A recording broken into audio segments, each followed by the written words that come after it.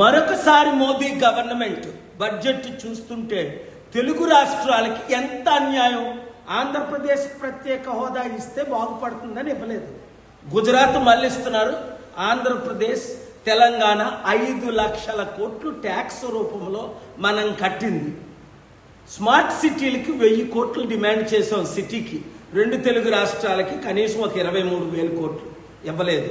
Steel plant నాశనం అయిపోతుంది, మేము కట్టిన 55,000 కోట్లు 25,000 కోట్లు ఇమ్మన్నాం, ఇవ్వలేదు. కనీసం పోలవరం కంప్లీట్ చేయడానికి 25,000 కోట్లు ఈ సంవత్సరం బడ్జెట్లో ఇమ్మన్నాం, ఇవ్వలేదు.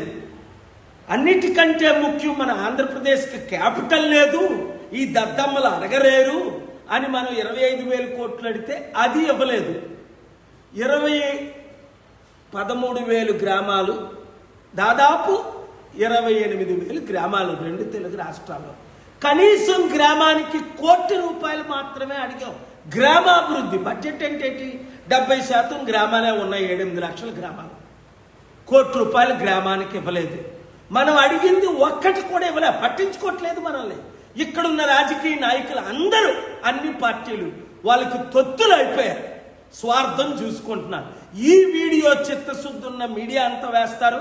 మీరు ఈ వీడియోని వైరల్ చేసి మోదీ గవర్నమెంట్కి హటావ్ దేశ్ కో బచావ్ అన్న స్లోగన్తో ముందుకెళ్దాం, గ్రామాభివృద్ధి చేసుకుందాం.